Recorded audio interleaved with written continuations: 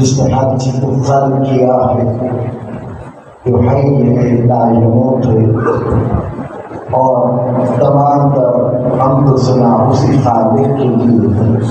اتنی اس کی حمد و ثنا کرتے ہیں، اتنا شکر ادا کرتے ہیں جتنا کہ وہ لائق شکر ہے۔ یقیناً اللہ تعالیٰ نے ہمیں بہت سی نعمتیں عطا کی، بہت سی ہمیں فضیلتیں عطا کی، کتنوں کو انجام تک پہنچایا، کتنوں کو ختم کر دیا، کتنوں کے نشان مٹا دیے، لیکن جو محبت اہل بیت میں اسے در اہل بیت ہمیں نصیب کیا ہے، اگر ہم اس کا حق شکر ادا کرنے کی ساری زندگی کوشش کریں وہ ہم ادا نہیں کر سکتے۔ یقیناً میں نے عرض کیا قومیں مٹ گئیں، ہم زندہ ہیں، کیوں؟ اللہ نے ان کو زندہ رکھا ہوا ہے اور ان کی بدولت ہم زندہ ہیں۔ زندگی موت پر حق ہے، اللہ تعالیٰ نے یہ سلسلہ جاری رکھا ہوا ہے۔ موت بھی نعمت ہے، ہر کسی نے چلے جانا ہے، اس کی آمادگی بھی ضروری ہے، لیکن ہم لوگ مر کے بھی زندہ ہیں۔ وہ کیسے؟ ایک ایسا سلسلہ بخاری صاحب اللہ تعالیٰ نے ہمیں نوازا ہے کہ ہم محمد والے محمد سے جڑے ہوئے ہیں، وہ زندہ ہے، ہم کیسے زندہ رہ گئے؟ جیسے ہم جاتے ہیں تو ایک اور پودا لگتا ہے مجلس عطا کا۔ جی آج سون کی مجلس ہے، پہلے نہیں ہوتی تھی، علیہ السلام۔ آج تسمے کی مجلس ہے، پہلے نہیں ہوتی تھی۔ اب 40ویں کی مجلس آ گئی ہے اور پھر برسی ہر سال منائی جاتی ہے، تو ہر ایک بندہ زندہ رہ جاتا ہے ان سے منسلک ہونے کی وجہ سے۔ یہ مجلس عزا، یہ عزاداری امام مظلوم جو ہم نے اس سال کی خدا کے لطف و کرم سے جس نے جس طرح اس کے اندر حصہ لیا، پروردگار اس کو جزائے خیر عطا کرے۔ یقیناً ہم اس قابل نہیں تھے، اللہ نے ہم پہ یہ احسان کیا، ہمیں یہ شرف بخشا کہ اللہ تعالیٰ نے ہمیں توفیق دی کہ ہم اس عزاداری کے اندر حصہ لے سکتے۔ ہم چل کے گئے تب اللہ تعالیٰ نے ہم پہ احسان کیا، ہم نے عزاداری برپا کی، اپنے گھر میں کی، اپنے محلے میں کی، اپنی گلی میں کی، ہم نے کسی امام بارگاہ میں کی، ہم نے کسی بھی جگہ پہ امام مظلوم کی اس مظلومانہ شہادت کی یاد کو زندہ کیا، یا جلوس کے اندر ہم جا کے ہم نے امام حسین کی حقانیت کو زندہ کیا۔ اللہ تعالیٰ آپ سب کو جزائے خیر سے نوازے، اللہ تعالیٰ اس غم کو زندہ رکھے، سوائے امام حسین کی کوئی غم آپ کو دیکھنا نصیب نہ ہو۔ پروردگار ہمیں بار بار امام حسین کی خدمت کرنے کی توفیق عطا فرمائے۔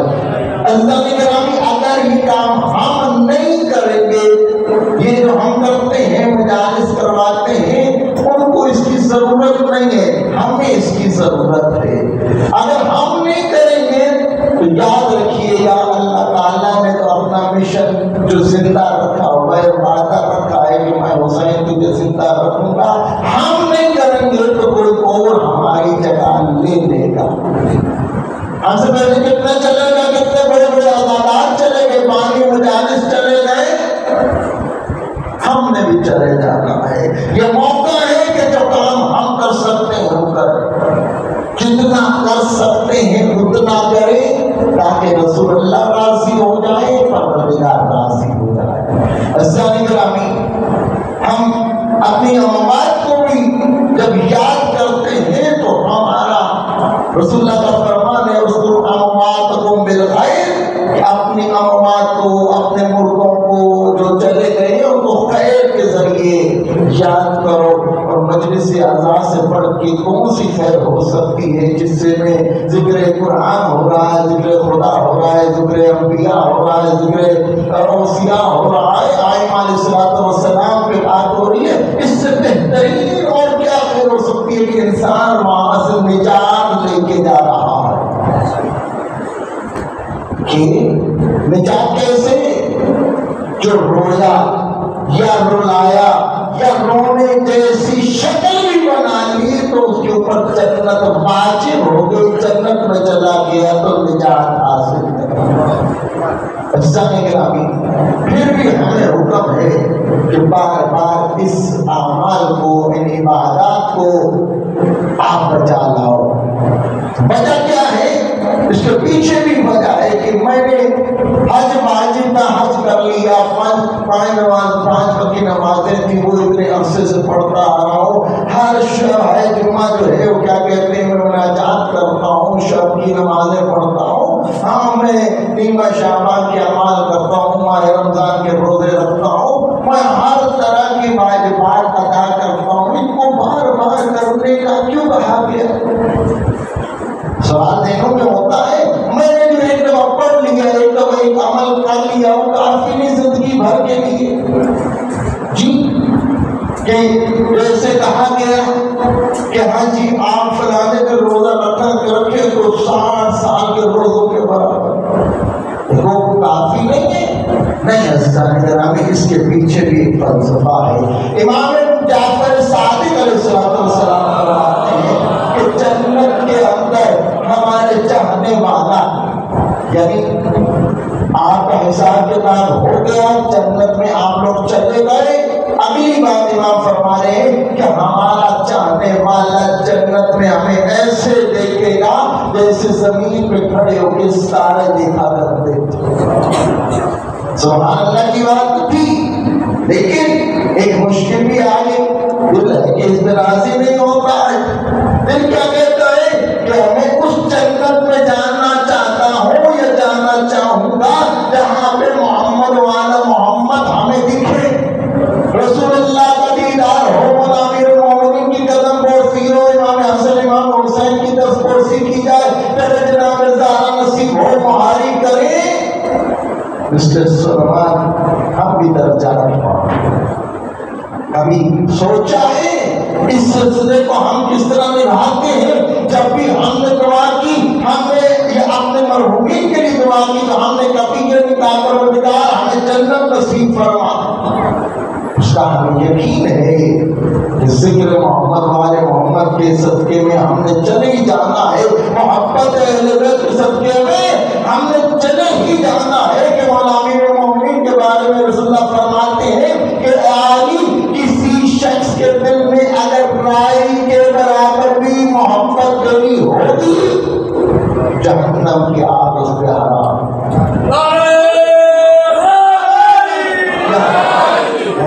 خدا کا شکر الحمدللہ جی، تو جنت میں تو چلے جانا ہے، لیکن مسئلہ اب آگے وہی آ گیا جب ہمارے محمد والے محمد، تو ہم نے کبھی چھوٹی دعا کے لیے ہاتھ اٹھایا ہی نہیں، ہم نے جب بھی دعا کی ہے ہم نے یہی دعا کی ہے پروردگار ہمیں جو ہمارے محمد والے محمد عطا فرما، ہمارے مرحومین کی مغفرت فرما، انہیں اعلی علمین میں قرار دے، ہمیں عرش الہی کا سایہ نصیب ہو۔ یہ دعا کرتے ہیں نا، یہ معمولی دعا نہیں ہے، یہ بہت بڑی دعا ہے۔ عزیزان گرامی، ہمارے یہ سارے اعمال، ہمارا یہ اداکاری، یہ زیارت کرنا، یہ نمازیں پڑھنا، یہ اعمال، قرآن کی تلاوت اور مسلسل جو ہے شب کو زندہ دار رہنا، یہ ہمارے درجات کی بلندی کا سبب ہے، اور محمد والے محمد کی قبول کی زیارت چیک کا کام کرتی کہ آپ کے نام اعمال جو درجہ بدرجہ تھے کئی گناہ جو ہے وہ بڑھائے جاتے ہیں۔ کہا کہ ہمیشہ یہ دعا کرو کہ ہمیں جو ہمارے محمد والے محمد نصیب ہو۔ بہت بڑی دعا ہے، خدا کا شکر ادا کرتے ہیں کہ جس نے ہمیں یہ شرف بخشا تھا کہ ہم نے اس سال بھرپور عزاداری کی، اور ہر دفعہ کی طرف اس سال بھی بہت سی سازشیں ہوئی، بہت زیادہ تھریڈز ہمیں ملی، اور بہت زیادہ اس سال بھی ہمیں کہا گیا کہ اس سال باہر نکل کے دکھاؤ، ہمارے اوپر سے گزر کے جانا پڑے گا۔ تو مومنین نے بتایا کہ پچھلے سال کا جو فگر آیا تھا کہ 40 دیوان کے اندر کراچی کے اندر 60,000 افراد تھے، اس سال الحمدللہ 6 لاکھ افراد ملے۔ اور یاد رکھیے گا یہ شاعر حسینی ہے، اور یہ ہر سال یہ کوئی بدعت نہیں ہے۔ جو امام حسین علیہ السلام کے ساتھ نسبت اختیار کرتا چلا جائے گا وہ عمل شاعر حسینی ہے۔ البتہ اس کے اندر احانت اہل بیت نہیں ہونی چاہیے، تعلیمات محمد والے محمد کے خلاف نہیں ہونا چاہیے۔ ایسا ہے میرا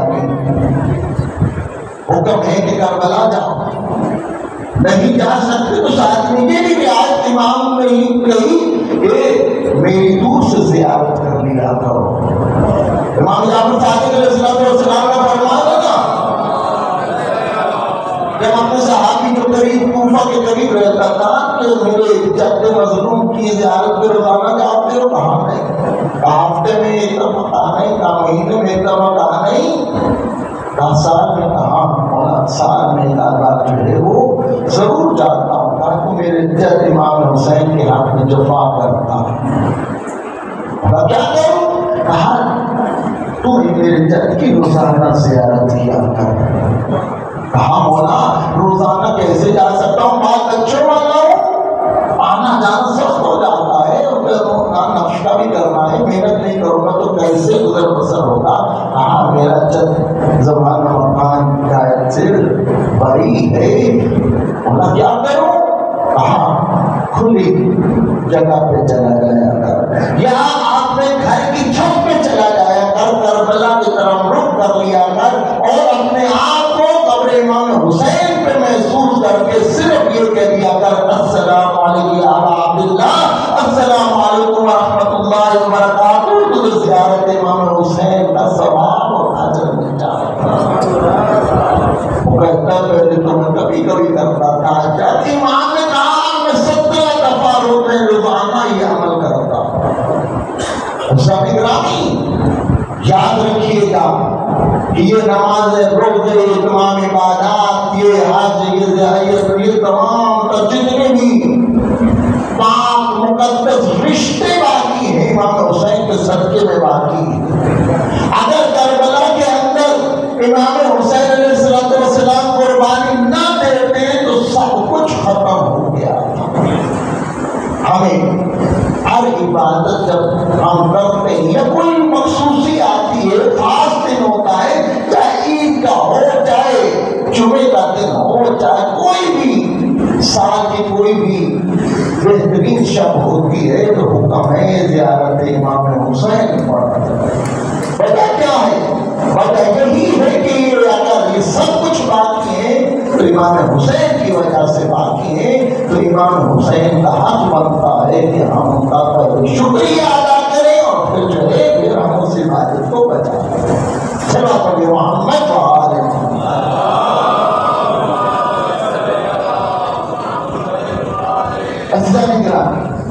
ہمارے یہ آئمہ علیہ السلام جن کے بارے میں رسول اللہ نے فرمایا تھا اول محمد و اوسط محمد و آخر محمد و کلنا محمد، کہ ہمارا پہلا بھی محمد ہے، ہمارے درمیانی میں آخری بھی محمد ہے، ہم سارے کے سارے محمد ہیں۔ بتانے کا مقصد یہی تھا کہ دیکھو دنیا والوں، باپ بیٹے میں اختلاف ہو سکتا ہے، بھائی بھائی میں اختلاف ہو سکتا ہے، دوست دوست میں اختلاف ہو سکتا ہے، ہر کسی میں اختلاف ہو سکتا ہے، لیکن ہم وہ ہیں کہ جن کے قول فعل عمل میں رب کی برابر بھی جو ہے اختلاف نہیں دیکھ پاؤ گے۔ جو پہلے نے کہا وہی آخری نے کہا، جو پہلے کا عمل وہی درمیانے کا عمل وہی آخری کا عمل، سارے اللہ تعالیٰ کی حجت ہے۔ عزیزان گرامی، اسی لیے جو امام کو جو حالات میسر آئے اس نے اسی کا دفاع کیا۔ اگر امام علی نقی کے دور میں یزید ہوتا تو وہ خروج کرتا، امام حسن عسکری علیہ السلام کے زمانے میں اگر یزید آتا تو وہ خروج کرتے۔ ہر امام کے دور میں جیسے جیسا ظالم آیا انہوں نے حق کی آواز بلند کی ہے اور حق کا ساتھ دیا ہے، اور حق کے ساتھ دیتے دیتے ہی مقصد شہادت کو پایا۔ ضلع نگرامی آج روز شہادت ہے، حجت خدا امام حسن عسکری علیہ السلام۔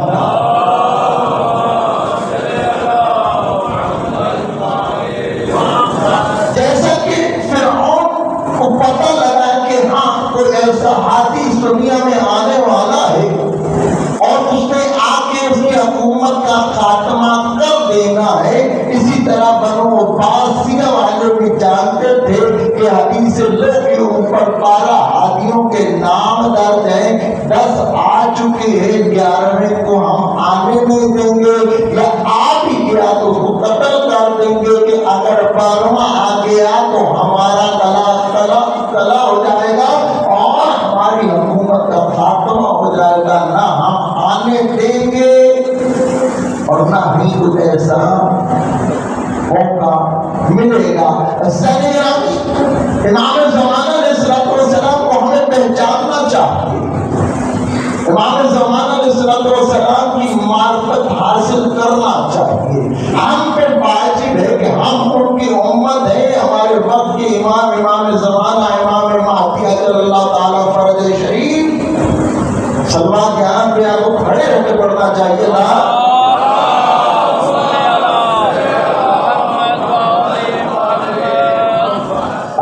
معرفت کی ہے کہ میں امام زمانہ میں صرف ٹائٹل بیان کر رہا تھا، لیکن نام پہ آپ کو کھڑے ہونا چاہیے۔ تمہارے آپ کے اپنا ایسا نہیں میرا وقت کی ایمان کی محافظت بھی ضروری ہے، جیسا کہ جناب ابو طالب علیہ السلام نے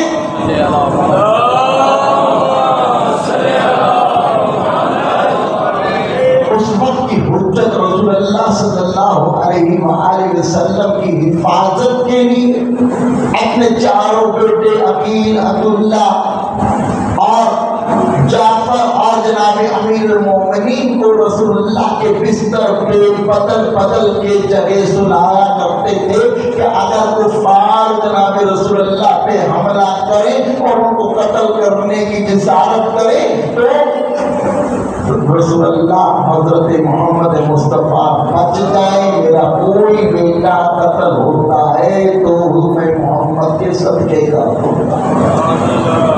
یہ کیا ہے؟ یہ سنت جناب ابو طالب ہے۔ جب امام ہادی علیہ السلام نے اپنے حالات دیکھے تو امام علیہ السلام نے اپنے شیعوں کو محفوظ رکھنے کے لیے اور امام حسن عسکری علیہ السلام کو بچانے کے لیے جو عمل کیا وہ بھی ہمیں سیرت جناب ابو طالب ہی دکھائی دے کہ اپنے پہلے فرزند سید محمد جو علاج گئے ہیں بلد میں ان کی زیارت سے مشرف ہوئے، بڑے جلیل القدر امام زادے ہیں جو بے اولاد ہیں، اس کی حاجت روا ہوتی ہے، جا کے وہاں پہ منت مرادیں پوری کرتے ہیں، جا کے وہاں پہ کتنی لائنیں لگی ہوتی ہیں، ان کی تعریف اور ان کی عظمت کے قصیدے ان کی زیارت نامے کے اندر لکھے ہوئے ہیں۔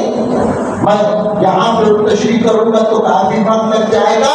امام علیہ السلام نے امام علی نقی علیہ السلام نے اپنے جانشین اپنے بعد آنے والے امام حسن عسکری علیہ السلام کی حفاظت کرنے کے لیے اپنے پہلے فرزند سید محمد کو اپنے ساتھ رکھا۔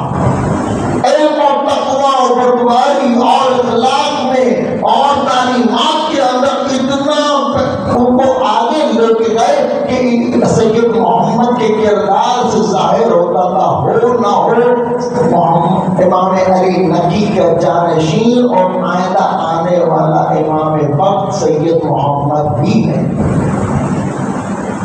لوگوں نے کمان شروع کرنا کیا اور کیا کیوں؟ صرف اور صرف امام یہ چاہتے تھے کہ دشمن زمانہ ہے اور آج عباسیہ جو ہے یہ ہمیں چین کا ساتھ دینے پہلے بھی نہیں تھے، انہوں نے دیا اور اب بھی نہیں لینے دیں گے. یہ میرے بیٹے میرے جانشین کو. اچھا امام حسن عسکری کا قتل منسوخ مطلوب نہیں تھا، بلکہ وہ چاہتے تھے کہ امام زمانہ کو کسی طرح روکا جائے اس دنیا میں آنے سے. ساری اسی کی کڑیاں. اب جیسے ہی سید محمد کو ہر کوئی کہنے لگا کہ یہ آئندہ آنے والے ایمان ہیں، تو ہر کوئی ان کے در پہ تھا، اور ان کے حسن اخلاق کی وجہ سے ہر کوئی ان کو پسند کرتا. ہوا وہی جس کا ٹیک تھا، سید محمد کو زہر دے دیا گیا اور وہ شہید ہو گئے. اور جب وہ شہید ہوئے تو اب اعلان کیا گیا میرے بعد اگر کوئی میرا جانشین ہے تو وہ حسن عسکری ہے. اس طرح ایک امام نے امام کی حفاظت کی.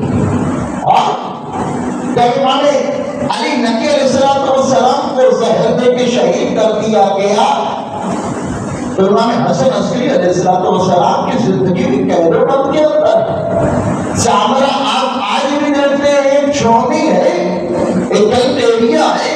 اس وقت کا بھی دار حکومت تھا اور کینٹ ایریا تھا، اور امام کو وہاں پہ رکھا اسی لیے گیا تھا کہ امام شیعوں سے دور رہے اور اپنی تعلیمات کو جو انہوں نے زندگی بخشی ہوئی ہے اور علی کے چاہنے والوں کی جو کثرت ہو رہی ہے اس کو کسی طرح روکا جائے. اور پھر سب سے بڑی بات یہ تھی کہ ہاں کسی طرح ان کو اپنے سامنے رکھ کے ان کو قید و بند کی صورتیں دے کے انہیں آخری حجت کی آمد کا سے روکا جائے. اور امام حسن عسکری علیہ السلام، امام علی نقی علیہ السلام کو عمر بند رکھا گیا. تقریباً 21 سال قید ہے امام علی نقی علیہ السلام کی جو سامرا میں نے بولا. امام حسن عسکری علیہ السلام کی ٹوٹل 28 سال عمر ہے، لیکن 10 سال مولا کو قید رکھا گیا.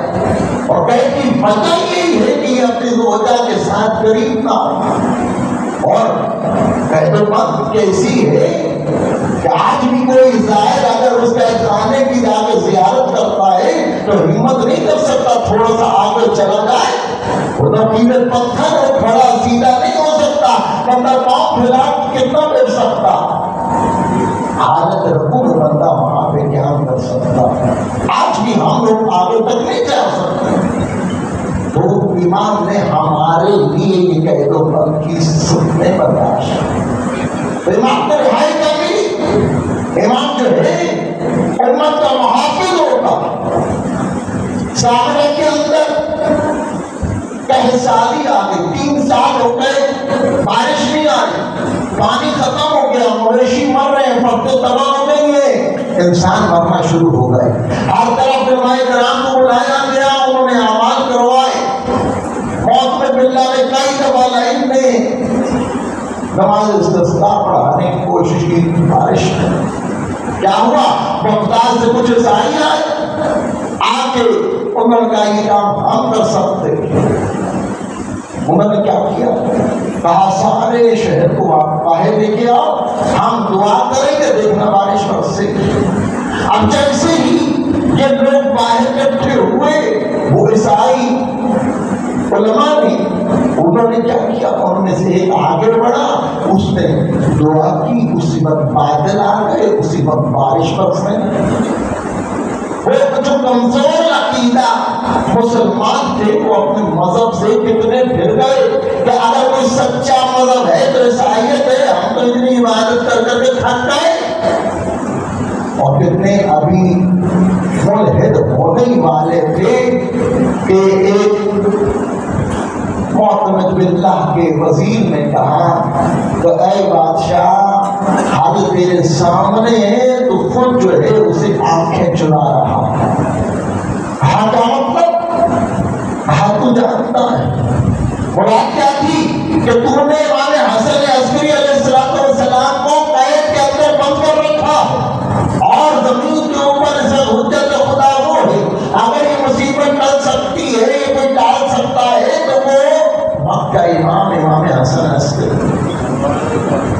بیت خانے سے نکالا گیا.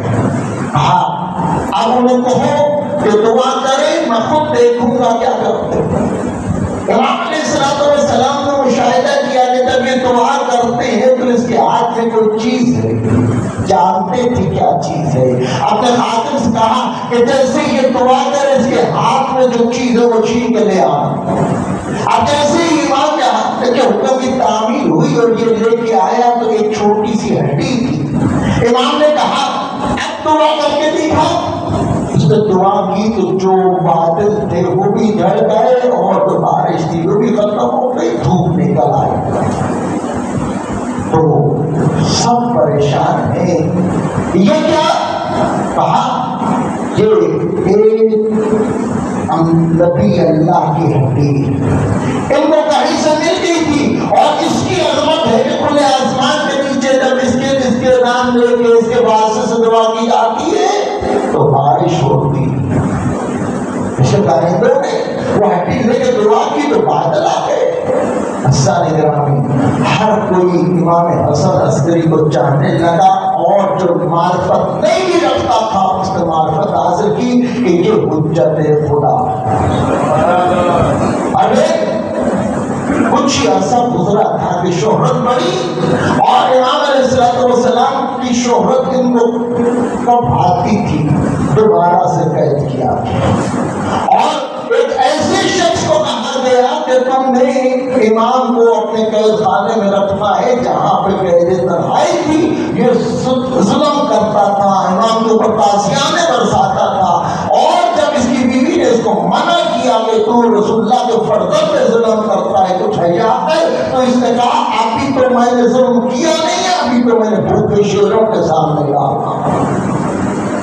امام علیہ السلام کو بھوکے شیروں کے سامنے ڈالا گیا اور شیر کی فطرت ہے کہ وہ سب حملہ کرتا ہے کہ بھوکا ہوتا ہے، جب شیر ہوتا ہے تو حملہ نہیں کرتا. امام علیہ السلام کے اوپر جب شیر چھوڑے گئے سب دیکھ رہے تھے. ساروں نے جا کے امام کی قدموں میں سر جھکایا اور امام نے وہاں پہ دور تک نماز پڑھی، خدا سے دعا کی ہے. اب جو عظمت نہیں جانتے تھے ان کے ذہنوں میں اور عظمت ہے.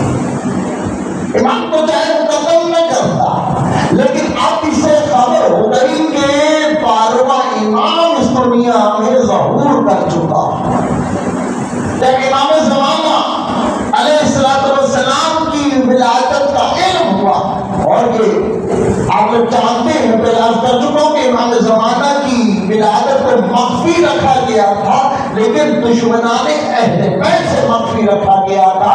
جو حکمدار تھے امام حسن عسکری علیہ السلام نے باقاعدہ امام زمانہ کی ولادت کے موقع پہ عقیقہ کیا ہے اور لوگوں کے مومنین کے گھروں میں باقاعدہ گوشت بھیجا گیا ہے اور باقاعدہ امام کے ساتھ کئی چاہنے والوں کی ملاقاتیں کروائی گئی ہے.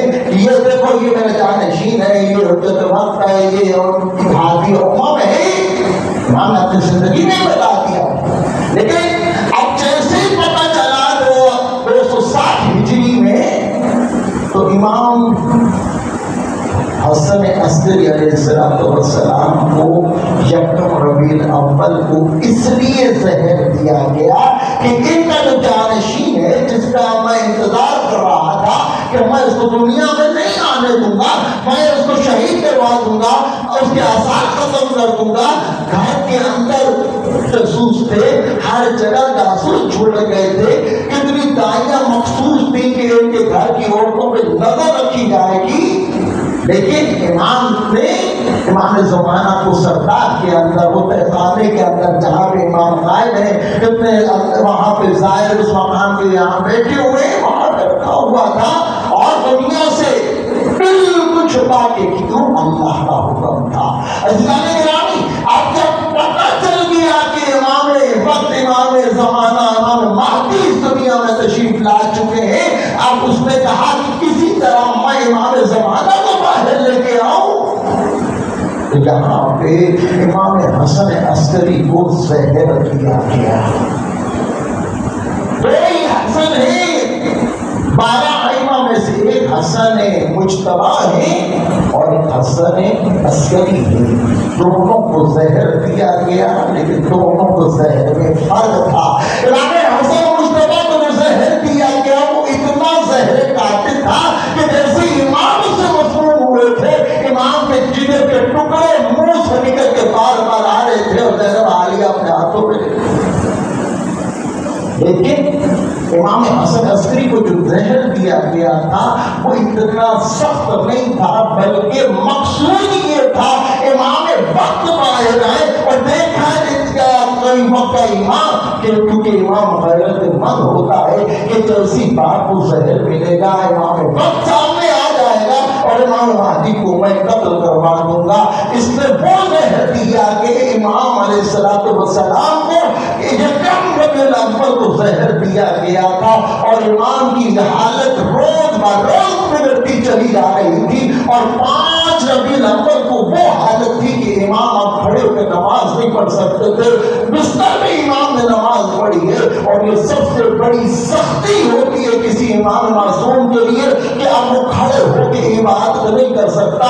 جناب زینب سلام اللہ علیہ سجاد نے قید خانہ شام میں یہ سوال کیا تھا، اما یہ کیا میں تمہیں دیکھ رہا ہوں تم بیٹھ کے نماز پڑھنے لگے ہوئے، کہا بیٹا خوراک اتنی ملتی ہے پانی اتنا ملتا ہے، اب زینب کھڑے ہو کے نماز نہیں پڑھ سکتے، سارے رستے اگر نماز پھر بھی ادا کی امام کے لیے مشکل ہے۔ تو 5 ربیع الاول کو امام مظلوم کی حالت یہ ہے کہ ہم نماز نہیں کھڑے ہو کے پڑھ سکتے ہیں اور آج تک انتظار کیا گیا اور امام کو اتنا زہر اس لیے دیا گیا کہ امام دن بہ دن جو ہے وہ یہ مسائب و تکلیف برداشت کرے اور امام زمانہ باہر آئے اور ہم کو گرفتار کر کے قتل کر دیں اور نہ امام زمانہ رہیں گے اور نہ ہی ہماری حکومت ابھی اللہ تعالیٰ کرے گا۔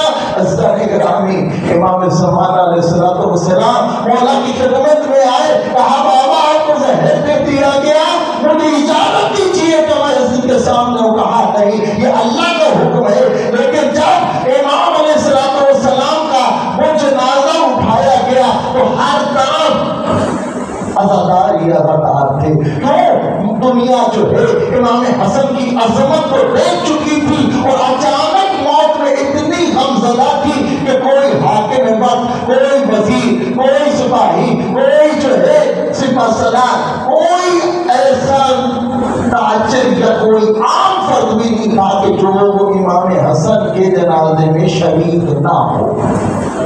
تاریخ میں بہت بڑا جنازہ لکھا گیا امام حسن عسکری کا، لیکن جب جنازہ پڑھانے کی باری ہے تو یہاں پہ امام مظلوم وقت کا امام قائم، امام حجت، امام مہدی اللہ تعالیٰ فرج شریف سفید چیرتے ہوئے کعبہ کی نماز جنازہ پڑھانے کے لیے آئے ہیں۔ حسین گرامی، آئمہ نے اپنی حجت کے اور آنے والے اللہ کے نمائندے کی حفاظت کے لیے اپنی جانیں تک قربان کی ہیں۔ حسین گرامی، ہمیں کربلا سے صرف رونا نہیں لینا ہے بلکہ ہم نے سبق حاصل کرنا ہے کہ امام حسین کا مقصد کیا تھا۔ پھر یہ سال بھر ہم نے عزاداری کی ہے یا یہ 2 مہینے ہم نے جو عزاداری کی ہے تب اس کا حق ہمیں حاصل ہو۔ ہم اس کا حق تبھی ادا کر سکتے ہیں جب وہ تمام باعثین و خطباء اور ذاکرین نے جو ہمیں وعظ و نصیحت کی ہے ہم اس کو اپنائیں اور ان پہ عمل کر کے ہم دنیا کو بتائیں کہ عزادار امام حسینی کیسا ہوتا ہے۔ ہم دنیا کو بتائیں کہ علی بن ولی اللہ پڑھنے والا، علی کا چاہنے والا شیعہ کیسا ہوتا ہے۔ اگر ہم نے یہ 2 مہینے کی عزاداری جو ہم نے کی ہے اور ہم نے اتنی مجالس سنی ہے اس سے کچھ اثر نہیں لیا ہے تو عزاداروں یہ ساری عزاداری اور ساری محنت جو آپ نے کی ہے وہ فضول گئی ہے۔ پروردگار ہماری اس عزاداری کو قبول منظور فرمائے۔ جس نے جس شکل کے اندر امام حسین کی عزاداری کو برپا کیا ہے یا اس میں شرکت کی ہے، حصہ لیا ہے، پروردگار جناب زہرا پاک سے راضی فرمائے، جناب رسول اللہ پاک سے راضی فرمائے اور پروردگار تو ہم سب سے راضی ہو جا۔ ہماری عبادات کو قبول فرما، ہمارے مرحومین کی مغفرت فرما، ہمارا خاتمہ جہاں کی روح کو تعجیل عطا فرما، ہمیں امام زمانہ کے بعد انصار میں شامل فرما، وانت فقا عازب لن ترسل